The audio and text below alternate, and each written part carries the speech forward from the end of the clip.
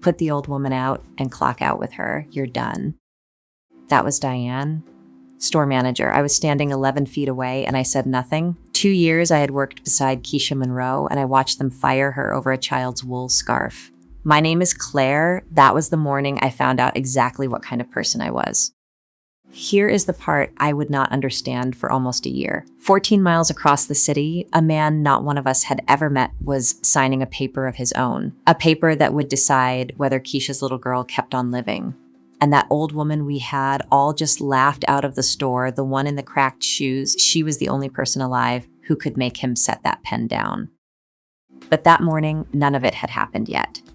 Keisha walked in just trying to keep the one job standing between her daughter and an empty medicine cabinet. Wrapped around her neck was a scarf her own daughter had tied there 3 hours before and made her promise not to lose.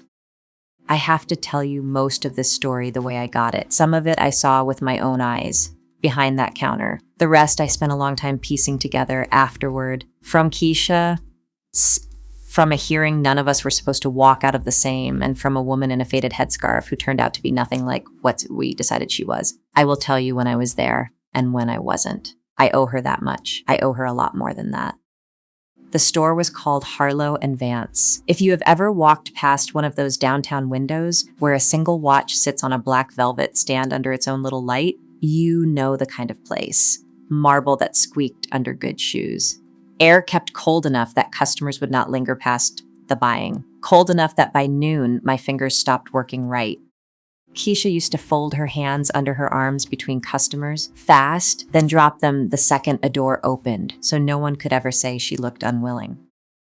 We were the only two who clocked in before the lights came up. I did it for the overtime. She did it because Diane had told her week 1 that her job was not to sell, her job was to run dry cleaning, coffee, the vault floor on her knees with a rag, whatever Diane did not feel like touching. And every single time Keisha landed a sale in a way, somehow the commission walked itself over to one of the senior girls before the close of the day. Paperwork, reassignment, there was always a word for it. She never raised her voice about it. Not once. I used to think that was weakness, the way she swallowed it. I have had 2 years to learn I had that exactly backward. Here is the thing about Keisha that the rest of us could not forgive. She was good at the work. Not good for someone running errands. Good. She remembered which customer's wife liked the cushion cut, which man was buying out of guilt, and which one out of love. And she could tell you the difference from across the room. People came back asking for her by a name nobody on staff would say out loud. That is the part that made them hate her. Not that she was beneath us, that she was not. What I did not know, standing next to her every morning, was where she went when the shift ended. I know now. She took the number 21 bus across the river to a 3rd floor walk-up, and a 7-year-old named Maya would be waiting at the window. Maya had sickle cell. If you do not know what that is, here is the only part that matters for this story. Her own blood turned against her on no schedule anyone could promise, and when it did, it tried to take her. Keeping it from taking her cost more than Keisha made in a year. The reason it had not taken her yet was a single sheet of paper Keisha kept under a magnet on the refrigerator. A letter, 9 years worth of a program behind it, that said Maya's name was covered. The treatments, the transfusions, the long days in the chair at Riverside Children's, all of it carried by a charity called the Whitfield Foundation. Keisha read that letter the way some people read scripture. She knew it was the thin thing holding the whole roof up. She did not know yet that the man whose name was on the foundation was the same man whose name was on her paycheck. Neither did I. You would think a thing like that would announce itself. It does not. Money keeps its connections quiet. That is most of what money is for. The scarf came from Maya. The girl had knitted it herself in the chair during the long hours when the medicine drips and there is nothing to do but wait and not be afraid. It was a deep forest green, uneven, one end a good 2 inches wider than the other, with a dropped stitch near the middle that Maya called the window. That morning, Maya had wound it around her mother's neck before she left and made her swear on it. "Don't lose my scarf, Mama. It keeps the cold off you." Keisha swore. Then she went and lost it on purpose 4 hours later to a stranger. We will get there.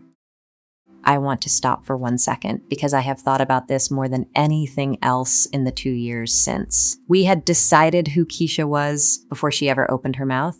Cheap shoes, the wrong bus, a kid she never talked about. We built the whole person out of that and never checked our work. I think most cruelty is just that, not hatred, laziness wearing hatred's coat. We could not be bothered to find out we were wrong. The old woman came in at 20 after 1. I remember the time because Diane had just sent Keisha down to the vault floor with the rag, and I was watching the clock, waiting for my own break. The front door opened slow, like whoever was pushing it did not have much in the arms to push with. And then she was inside, standing on the marble, blinking in that cold, bright air like she had come up out of somewhere darker. She was small. Her coat was thin in a way that no good coat is ever thin, worn flat at the elbows, the color gone out of it years back. Her shoes had split along the left toe, and somebody had run a line of clear tape across the gap. Her hair was tucked up under a headscarf that had been washed past its pattern. She moved careful, one hand out a little, the way people move when their joints have started charging rent. 2 of the senior girls looked at each other. That was all it took. Brittany, I will not protect her, that was her name, got to the woman before she reached the second case. Can I help you? The words were fine. The way she set them down on the floor between them was not. I am just looking, the old woman said. Her voice was soft and even. I would like to look at the rings. And then Diane came out of the back. You always heard Diane before you saw her. Heels first, then the perfume, then Diane. She crossed the floor and stopped in front of the woman and looked her up and down the way you check the bottom of your shoe. There was a smile on her face. Diane's smiles were the worst thing about her because they were so well made. This is not that kind of store, Diane said. We serve a particular clientele. You would be more comfortable somewhere else. A couple of the girls laughed. Not loud, just loud enough to be heard and deniable at the same time, which is a skill that store taught you. The old woman did not move toward the door. She stood there with her taped shoe and her hands out a little, and she looked at the rings she was not going to be allowed to look at, and something in her face had gone very still and very far away. I did nothing. I want that on the record before I tell you what Keisha did, because it is the whole reason I am the one telling it. I had 2 good arms and a steady job and not one thing on the line, and I watched a frail woman get walked toward a door, and I studied my own hands and waited for it to be over. It was Keisha who came up the vault stairs. She had the rag still in one hand. She took in the room in about a second and a half, the woman, the door, Diane's good smile, the rest of us being so careful not to see, and she walked across that marble floor like the floor was hers. She did not look at Diane. She put herself, gentle, between the old woman and the door. There is a chair, she said, to the woman, only to the woman, right over here by the wall. Let me get you off your feet a minute. Can I bring you some water? The room got quiet in a different way. Diane's smile did a thing I had never seen it do. It slipped. Keisha did not wait for permission because she already knew there would be none. She brought the chair. She brought the water in a real glass, not the paper cups we used for the cleaning crew. And I noticed that and was ashamed that I noticed. She helped the old woman down into the chair like the woman was made of something worth handling. And then she did the thing they fired her for. The store ran cold, like I told you, and the old woman in her thin coat had started to shiver, this small, steady tremble in the shoulders. Keisha saw it. She reached up and unwound the scarf from her own neck. The green one, the uneven one with the window in the middle that her daughter had made her swear not to lose. And she folded it once and laid it around the old woman's shoulders and tucked the wide end down so it would stay. Take the scarf, she said. My daughter would want a cold person to have it. I was close enough to see the old woman's hands come up and close over that green wool. I was close enough to see her face. I spent a long time trying to find the right word for what was on it, and the closest I can get is recognition. Like she had been looking for something a long while in a lot of rooms and had just now found it in the last place anyone sensible would look. You are a rare kind of person, the woman said, quiet, just for Keisha. That was when Diane's heels crossed the floor. What happened next took maybe 40 seconds. I have stretched those 40 seconds out in my head 1,000 times since. Diane looked at the scarf around the old woman's shoulders like it was an insult aimed at her personally. You brought a vagrant onto my floor, she said. You sat her in my chair. You are handing out merchandise. Her voice never went up. That was the frightening thing about Diane. She got quieter the angrier she got, and she was very quiet now. Get your things. You do not work here anymore. Keisha did not argue. I keep coming back to that. There was a version of this where she explained herself, where she said the scarf was hers to give, where she pointed out she had made 4 sales that week that walked off onto somebody else's number. She had every one of those cards in her hand and she laid down none of them. She had learned, somewhere in a harder school than I ever attended, that arguing with a Diane costs you more than it ever brings back. She went to the little locker in the back. She folded her apron the way you fold something you are returning, not something you are throwing away, and she set it on the counter. She looked at the old woman in the chair one more time. Then she walked out the front, past the watch on its velvet stand, into the gray afternoon with no job, no plan, and no scarf to keep the cold off. Fired over a child's scarf? The door had not finished closing before Brittany said, well, and somebody laughed, and the store went back to being the store. I told myself a story on the spot, the one we all tell, that it was not my business, that Diane was Diane, and nothing I said would have changed it. Both of those things were true. Neither of them is why I stayed quiet. I stayed quiet because speaking up would have cost me something, and a stranger's dignity was not worth the cost to me yet. I want to be honest about the word yet because the whole rest of this is about how long it took me to earn the right to drop it. Let me ask you something, and I mean it. I am not just filling air. Have you ever been the person who watched, not the one who did the cruel thing, just the one who stood 11 feet away and let it happen? If you have, you already know the weight I am describing. Tell me about it in the comments if you want. I think more of us are carrying that than will say so out loud. Now here is the part I was not there for. The old woman sat in that chair another 10 minutes after Keisha left, the green scarf still around her shoulders. Nobody offered her a thing. When she finally stood, she did it slow, and she walked out on her taped shoe, and a car was waiting for her 2 blocks down that none of us would have believed if we had seen it. Not because of what it was, because of who had sent it. Her name was Eleanor. She was 81 years old, and she had not set foot in a Harlow and Vance in 14 years since the afternoon her husband died in a hospital 9 floors above the very first store they had opened together, back when the whole company was 1 room and alone and 2 people who still looked at each other across a dinner table. She had come downtown that day for the anniversary of that loss. She had wanted to stand in one of the places that used to mean the family to see what it had become. She found out exactly what it had become. She had it walk toward the door in a taped shoe. I will come back to Eleanor. You need to meet her son first, because everything turns on him, and because the cruelest joke in this whole story is that none of the 3 of them, not Keisha, not Eleanor, not the man himself, knew yet how tightly their lives were already knotted together. His name was Reed Whitfield. He ran the Whitfield Group out of a glass floor downtown, the 43rd, retail and real estate, and a holding company underneath it whose reach I am still learning. Harlow and Vance was his, 6 other stores like it were his, and the Whitfield Foundation, the charity whose letter held up the roof over Maya Monroe's head, that was his too. His father had started it. His father had started all of it, and then his father had died when Reed was 26, and Reed had taken a company built by a warm man and run it for 15 years like a cold one. I have thought a long time about how a person decides to go cold. I do not think Reed woke up one day and chose it.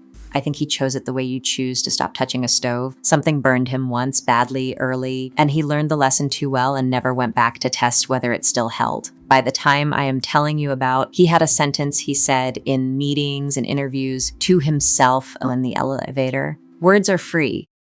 That is why they are worthless. Show me the numbers. So when a number came across his desk that winter, he treated it like a number. The Whitfield Foundation's Children's Continuity Program, the 9-year-old fund that covered kids like Maya, was running at a loss the board could no longer pretend not to see. A man named Glenn Hartley, who sat over the foundation's finances, had been laying the case out for months. The model is not sustainable, Glenn said. We are bleeding on legacy commitments. Reed, this is not cruelty. It is math. There is a difference. There is a difference. I want you to hold on to that sentence because it is the most dangerous thing anyone says in this entire story. And the man saying it knew exactly why he wanted it cut, and it had nothing to do with math. Reed signed the recommendation to wind the program down. He did it on a Tuesday between two other meetings, and he did not read the patient list attached to it, because why would he? A list of names is just a number that has not been added up yet. That was the paperclare that I told you about at the start. The pen 14 miles away. He set it down on a Tuesday afternoon at the exact hour that, across the river, Keisha Monroe was walking out into the cold with no coat to spare and a daughter who was, as of that signature, 90 days from losing her place in the chair. She found out the way the poor always find out. A letter, but a thin one this time. The Whitfield Foundation regrets to inform you. She read it standing at the refrigerator next to the older letter, the good one, the one she had read like scripture. She read the new one twice. Then she folded it and did not let Maya see her face until she had it arranged. Here is what she did not do. She did not sit down on the kitchen floor, though I know now that she wanted to. She had 90 days and a 7-year-old at the window, and a woman in her position does not get to come apart on the schedule her body would prefer. She made dinner, 2 eggs for Maya, toast for herself, and if you think that detail is small, you have never had to do that particular math. Then she got on the phone and started finding the other parents. The thing about the clock she was fighting is that it was not the only clock. The disease keeps its own time, and it does not check yours. 11 days into the 90, on a night when Keisha had finally let herself believe the meeting in the church basement had gone somewhere, Maya woke at 2 a.m. with the pain. If you have never been near a sickle cell crisis, I will not try to make you feel it, because Keisha told me you cannot and you would not want to. The blood jams in the small places and the body screams from the inside, and there is nothing a mother can do but the small things, and the small things are everything. Keisha did the small things, warm packs along the back and the long bones, water, sip by sip, counting Maya's breaths out loud so the girl had a number to hold on to instead of the fear. She got her to Riverside at 4. They got the pain managed by morning the way they could with the medicines and the care that the program paid for, the program that had a letter out in the mail saying it was ending. Keisha sat in that chair beside the bed as the sun came up and did the math she was not supposed to be able to put down. 60 days of that program left. After that, a night like this one would not end at Riverside with the right medicine and a doctor who knew Maya's chart by heart. It would end in an emergency room that did not know her, or it would not end. She did not let herself finish the second thought. She folded it the way she folded everything, and at 7 she went home and changed her shirt and went back out to find 2 more families before the day was over. I want to say one true thing here, because it is the kind of thing the comfortable get wrong. People think a mother in that position is running on love. She is not, or not only. Love is the easy part. What she is running on is the refusal to let the world's arithmetic be the final arithmetic. Somewhere a man had decided her daughter was a line item. Keisha had decided he was wrong, and she was going to make the numbers say so out loud in a room with witnesses. That is not love. That is something that's harder and rarer, and it does not have a good name, and most of us never have to find out whether we have it. There were 19 children on the continuity program, 19 families who got the same thin letter that week. Most of them did what people do, which is panic alone. Keisha did the thing that had gotten her in trouble her whole life. She organized. She found a woman named Renata, whose boy Eli was on the same program, the same ward, 2 chairs down from Maya on transfusion days. And the 2 of them started making a list, then making calls, then standing up at a county health meeting in a church basement with that list in their hands. I want to give you one number, because numbers are the only thing that travels in a room like that. A child on a continuity program like Maya's, pulled off at cold, has outcomes that read like a different country than a child who stays on. The gap is not small, and it is not slow. Keisha learned to say it plainly without crying in under 30 seconds to people who did not want to hear it. I have watched the footage. She got good at the worst speech a mother ever has to learn. And the whole time, she had no idea she was building a case against the same man who owned the store that fired her. She thought she was fighting a charity. She was fighting her old boss's boss, and she did not know it, and he did not know her name. And somewhere in a quiet house, an 81-year-old woman was wearing a green scarf with a window knitted into the middle of it and starting to ask questions. Let me put something to you here while Keisha is making those calls, because this is the fork the whole story hangs on. If you were her, no job, 90 days on the clock, one child of your own to save, would you have spent your nights fighting for 19 families or just the one that was yours? Be honest. I am not sure what I would have done. Tell me below. I have a feeling that answer says more about a person than almost anything else. Now, Eleanor. Eleanor Whitfield had not lived in her son's world for a long time. People assumed, when they bothered to assume anything, that the old woman in the thin coat was poor. She was not poor. She was something the comfortable have no category for. She had walked away. After her husband died, she had watched her son take the warm thing they had built and run it cold, and she had said her piece, and he had not heard it, and so she had done the only thing left that he might feel. She stopped taking his money, she moved into a small place across town, rode the buses, let her good coat wear out, and waited to see whether her son would ever come and find out why. She found Keisha before Keisha found out anything about her. It was the scarf that did it. Eleanor could not stop thinking about the green wool, about a woman with nothing who had given it away in a room full of people with everything who would not. So she had her one indulgence, an old man named Walter, who still drove hers on the days her hip was bad, take her back across the river, and she asked at the church on the corner until somebody knew somebody who knew where the young woman from the jewelry store had landed. That is how it works in those neighborhoods. Everybody is 2 phone calls from everybody. The rich think they invented networks. They just gave them worse names. Eleanor showed up at Keisha's door with the scarf folded over her arm, meaning to give it back. Keisha would not take it. You gave it to a cold person, Keisha said, and you are still cold, so it is still doing its job. Keep it.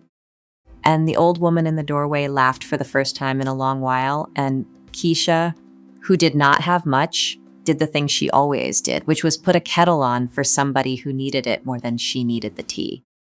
They became friends the slow, honest way 2 careful people do. Eleanor came on Sundays. She and Maya got on like a house on fire, the girl teaching the old woman to knit badly, and the old woman teaching the girl card games from before the war. Eleanor never said her last name, and Keisha never asked, because in Keisha's world, you did not interrogate a person's worth before you let them sit at your table. That was the whole difference between her table and the store. At the store, the price came first. At her table, the person did. He sent a man instead. Reed was not heartless, whatever I thought of him then. He could not stand the idea of his mother on a city bus, so he had someone keep a quiet eye on her, not to help, to monitor. There is a difference, and the difference is the whole problem with Reed, and it is also, I think, the thing he inherited honestly, the same way Maya inherited her blood. So when the man keeping that quiet eye reported that Mrs. Whitfield had begun spending time with a young woman from across the river, a single mother recently let go from one of the company's own stores, Reed heard it the way Reed heard everything, as a transaction with a hidden motive. A stranger had gotten close to his elderly mother. People did not do that for free. Words are free and worthless, and this woman wanted something. He went to find Keisha himself. That surprised me when I learned it. He could have sent the lawyers. He stood in the hallway outside her 3rd floor apartment on a Thursday evening. He would not come in. She would not have let him. And he told her in that quiet voice that I now know runs in the family, that whatever she thought she was going to get out of his mother, it ended now. He did not raise his voice. He named a figure she could walk away with. He was, in his own mind, being reasonable, even kind, the way you are kind to a problem you are paying to make disappear. Keisha stood in her own doorway with one hand still holding Maya's treatment binder, because she had been on the phone about the program when he knocked, and she looked at this man in his good coat offering her money to abandon a friend, and she had no idea he was the man cutting her daughter's care, and he had no idea the binder in her hand had his own foundation's letterhead on every page. 2 people standing 3 feet apart, each holding the missing piece of the other one's life, and neither one able to see it. I do not want your money, she told him.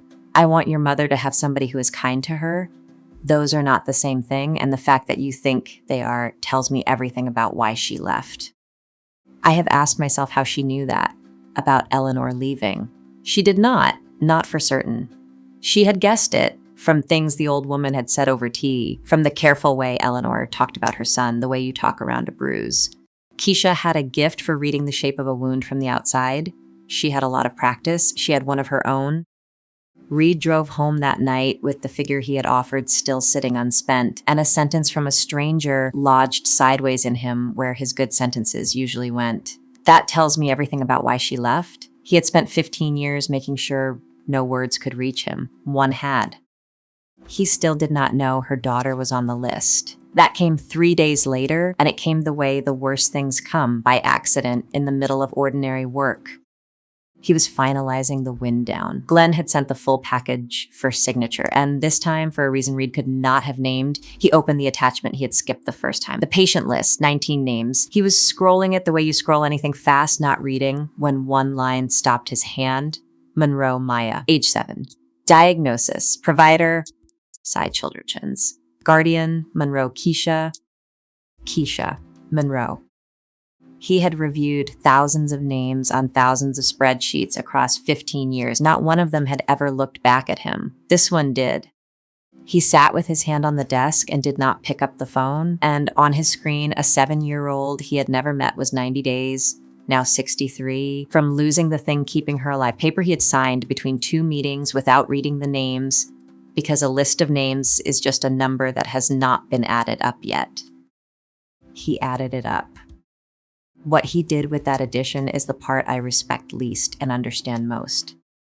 He did not stop the program. He fixed Maya, quietly. He had an assistant flag the Monroe file for a private continuation, off the books, funded out of a discretionary line nobody would question. One child taken care of, and the larger problem of the other 18 left exactly where it was. He told himself this was efficient. He told himself it was even decent. He had found the one name that had looked back at him, and he had made that one name go away so it would stop looking. He sent word to Keisha through the assistant, "Your daughter's coverage is secure. No need to attend further meetings." I was not there for what she did with that, but Renata was, and Renata told me, and I believe her because it is exactly the thing Keisha would do. She read the message. She understood instantly what it was, which was a hand reaching down to pull one child out of the water and leave 18 to it. And she wrote back 4 sentences that I have thought about ever since. Take my daughter off your private list. She goes back on the program with the others, or she does not go at all. I am not going to teach her that she lives because somebody decided she was the exception. Put her back. Put her back. She had 60-some days and a guaranteed save in her hand, the only thing she had wanted for 90 days. And she handed it back across the table because it came at the price of the other 18. I do not know that I have ever read 4 braver sentences. I know I have never written them. That message landed on Reed's desk, and it did something the figure in the hallway had not done, and the sentence about his mother had only started. He had offered this woman the exact thing she needed most, and she had refused it on principle for strangers when she had nothing. Every model he had of how people worked said that was impossible. Words are free. Show me the numbers. The numbers in front of him did not add up to a human being he had a category for. He pulled the store footage that night himself. He did not send anyone. He sat in his glass office on the 43rd floor after everyone had gone, and he watched 6 minutes of tape from a Harlow and Vance he owned. He watched a frail woman in a taped shoe get walk toward the door. He watched the rest of the staff study their own hands. And he watched one woman come up a stairwell with a rag in her hand, cross the floor, and put a green scarf around the shoulders of a stranger who was shivering in the cold of his own store. Then the old woman in the footage turned her head toward the counter camera, and Reed Whitfield saw his mother's face. I have tried many times to imagine that minute, and I always stop short because some things are not mine to imagine. The woman his security reported as a stranger his mother had fallen in with. The single mother fired from his store, the guardian on the patient list he had signed away, the hand that had warmed his own mother when his whole staff would not. They were one person. They had always been one person. And every single thing he had done about her, the figure in the hallway, the quiet fix, the word to stay home, had been him trying to make the one decent person in the building go away quietly. He did not move for a long time. I know that much because the building logs the lights, and the light on the 43rd floor stayed on until almost 4 in the morning. A man does not need that long to make a decision. He needs that long to look at himself first. His mother came to him before he could come to her. That is the order it happened in, and the order matters. Eleanor walked into his office the next morning, still wearing the green scarf. She had not taken it off in 3 weeks. She sat down across from her son's son the way she used to across a dinner table in a one-room store a lifetime ago, and she told him the thing she had been waiting 15 years to see whether he would ever ask to hear. "I did not leave because you got rich," he said. "Everyone thinks that. I left because you got rich and you stopped looking at people. Your father built that store to look at people. You turned it into a place that decides in 4 seconds whether a person is worth looking at, and one afternoon it decided about your own mother, and I let it on purpose so that you would finally have to see what you had made." She put her hand flat on his desk. "The girl who gave me this scarf had nothing, and she gave it anyway to a cold old woman she thought she would never see again. That is what your father and I were trying to build. You are about to sign it out of existence to save a line on a page. And I want you to know I would rather ride a bus for the rest of my life than spend one more dollar that comes from the man you decided to become." She did not raise her voice either. It really does run in the family. Then she stood and she left and she took the scarf with her, and Reed sat alone in the room with the truest thing anyone had said to him in 15 years. Here is the part nobody had told him yet, the part that turns a story about a cold man's guilt into something with a spine. The program was not actually bleeding the company. That was the thing I had to wait the longest to understand, and it is the thing that should make you angriest, so I am going to slow all the way down for it. There was a man at the foundation named Darnell Pierce. He had run the children's continuity program for 9 years, since the second year it existed, and he had buried 3 of his kids in that time and saved a great many more. And he knew that fund the way Keisha knew Maya's blood. When the wind-down paperwork came across his desks, Darnell did something that cost him his job and very nearly his career. He stopped signing and he started counting. What Darnell found was this: the continuity program was not losing money, it was being drained. For 4 years, Glenn Hartley had been moving money out of the foundation through a pair of vendor accounts that existed mostly on paper, a consulting firm here, a logistics contract there, the kind of small, steady theft that hides best inside a charity because nobody audits mercy the way they audit profit. $283,000 across 4 years, gone. And the program's books had been dressed to show the whole as a natural loss, as the cost of mercy itself being too expensive, so that when the time came, the obvious thing, the responsible thing, the only sustainable thing would be to shut it down. Cutting the program did not save the company money. It buried the evidence. The children were not the cost. The children were the cover. That is the sentence I had to sit with longest. Glenn did not hate those kids. He never thought about them at all. They were just the most convenient thing to hide behind. Because who looks closely at why a fund for sick children runs short? Cruelty that thinks about you is rare. Cruelty that has simply never once thought about you is the kind that runs the world. Darnell took what he had counted, and he was smart enough to know that taking it to Glenn would end with Darnell fired and the files gone, so he took a risk that I still think about. He did not take it up the chain. He took it sideways. He found Renata's name on a parent petition, and through Renata he found Keisha, and on a Tuesday night in a church basement he laid 4 years of statements out on a folding table in front of 2 mothers who had been fighting blind, and he said, "You are not losing, you are being robbed, and so are your kids, and I can prove it, and I am going to lose my job for this, and I need you to make sure it was worth it." So when they walked into that foundation hearing, and it was Keisha and Renata and Darnell who walked in, not Reed, that is the part that matters. They were not coming to beg for mercy. They were coming with arithmetic. Keisha had spent her whole life being told her job was to run errands while other people did the selling. She walked into a boardroom on the 43rd floor and did the selling of her life. I have watched that footage more times than is healthy. She did not cry. She did not plead. She set Darnell's statements on the long table 1 page at a time, the way she used to lay out velvet trays for customers who would not look at her. And she walked the room through 4 years of a theft dressed up as a kindness that cost too much. $283,000. 19 children. 1 vendor account that had no employees and no address and had still somehow billed the foundation 41 times. She named Glenn Hartley's numbers back to him in the same quiet voice the whole family seemed to share, and she did not once raise it, and she did not once look away.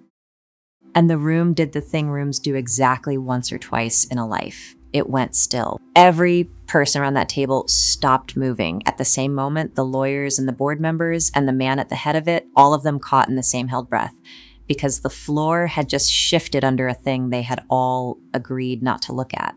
Glenn tried. Of course he tried. The accounts are misread, he said. The consulting was legitimate. The angle on this is... And then he found that there was no angle because Keisha had laid the pages flat, and flat pages have no angle.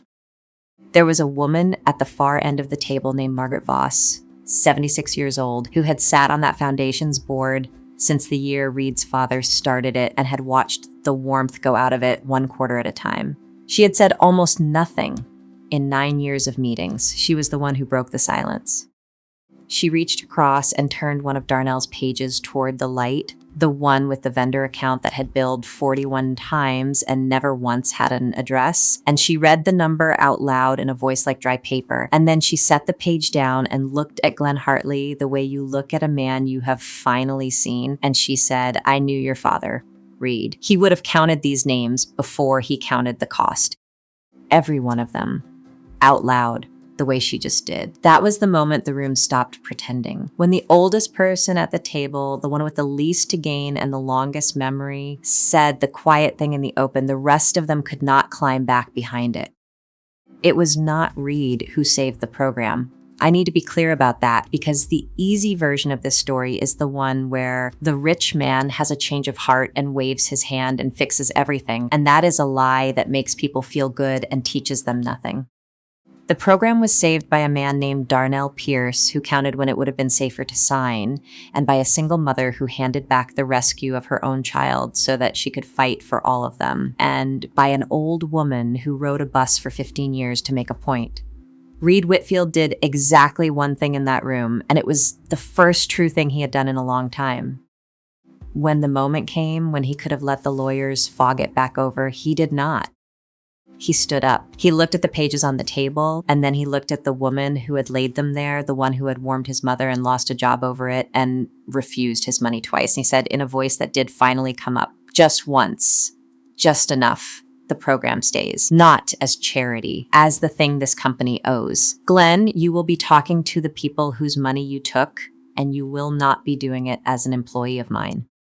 Then he turned to Keisha, and for a second, the cold man and the worn-out woman just looked at each other across a boardroom, and he did the second true thing. He did not thank her, which would have made it about him. He said, "You tried to give my mother your daughter's scarf. I have spent 3 weeks learning what that costs a person in your position." He stopped. "I did not know what anything costs. I priced everything, and I did not know the cost of one single thing." That is as close to an apology as a man like that gets. And the strange truth is it was bigger than an apology, because an apology asks to be forgiven, and what he said only asked to be true. The program went back on the next morning. All 19 names. Eli, Renata's boy, 2 chairs down from Maya. And Maya herself, who had been 61 days from the cliff and never once been told there was a cliff, because her mother had folded that letter and arranged her own face before the girl could see it. Maya went back into the chair at Riverside on a Thursday. I asked Keisha once what that day was like, expecting something I could put in a story. She said Maya counted the drops. That is all. The medicine comes down a line 1 drop at a time, and Maya had a habit of counting them out loud, soft, while her mother held her free hand. Keisha said she sat there and held her daughter's hand and counted along under her breath and did not cry, because crying was a thing she would do later alone on her own schedule, the way she did everything that was only hers. They offered Keisha a job, not the kind you are picturing, not a reward dropped from a height. The foundation needed someone to run the community side of the continuity program, someone who knew what the families actually carried, who could read the shape of a wound from across a room and tell the difference between a parent who needed money and a parent who needed somebody to sit with them while they decided who they were going to be. Darnell put her name forward. She made them interview her properly, 3 rounds, No favors, because she would not walk into that building owing anyone the thing they could later say she had not earned. She got it the way she got everything, which is to say she was simply the best person for it and made them admit it. Diane did not survive the store review. When Reed pulled the footage of his mother, he pulled all of it, and footage is an honest witness in a way people rarely are. Diane had spent years building a quiet record of exactly who she was. In emails and in tape, certain no one above her would ever look. Someone looked. She was gone by the end of the month, and I will not pretend I was sorry. And I will also tell you that watching it taught me something I did not enjoy learning. She had not done anything that day that the rest of us had not done. She had only done it out loud. The difference between Diane and me was 11 feet and a willingness to say the cruel part. I think about that more than I think about Diane. Glenn Hartley is a longer story and not a satisfying one. The money is mostly gone and the law is slow and the families are still waiting on the parts of justice that involve a courtroom. I would like to tell you he collapsed, that he begged, that the bad man got the ending the bad man gets in the kind of story people prefer. He did not. To the very end, he defended it as a misunderstanding of accounting. Men like Glenn almost never break. That is not the lesson. The lesson is that he did not have to break for the children to get put back. The truth did the work, whether or not he ever felt it. I find that more useful than a confession in the long run. You cannot count on a Glenn to feel anything. You can count on a Darnell to keep counting. A year went by. I know, because the place where this ends is the place where it started, and the anniversary of it came around the way anniversaries do. The Whitfield Foundation reopened its children's program under a new name and a real audit and a board that now includes 2 of the parents, Renata being one of them. They held a small thing to market, not a gala. Keisha would not allow a gala. It was in the lobby of Riverside Children's, the ward where the kids actually were, and there were folding chairs and bad coffee and about 40 people who had a reason to be there. Eleanor came. 82 now, slower, but she came up the river on the number 21 bus on purpose, the same bus, because some statements you only get to make with your feet. And when she found Keisha in that lobby, she took something out of her bag, folded careful, the way you carry a thing that matters. It was the green scarf, uneven, one end 2 inches wider than the other, the drop stitch in the middle that Maya called the window. Eleanor had kept it a full year, washed and folded, and she reached up and wound it around Keisha's neck and tucked the wide end down so it would stay, the exact way Keisha had once done it for her in a cold store that did not want either of them. "Keep the cold off you," Eleanor said. "Your daughter would want it back on the person who gave it." And that was the first time I saw Keisha Monroe's face do the thing she had not let it do in front of anyone, not when she was fired, not when she handed back the rescue, not at the refrigerator with 2 letters under 1 magnet. She put her hand up over the green wool at her throat and she held it there, and the cold that had run through this whole thing, the store, her hands, the man on the 43rd floor, finally had no place left to get in.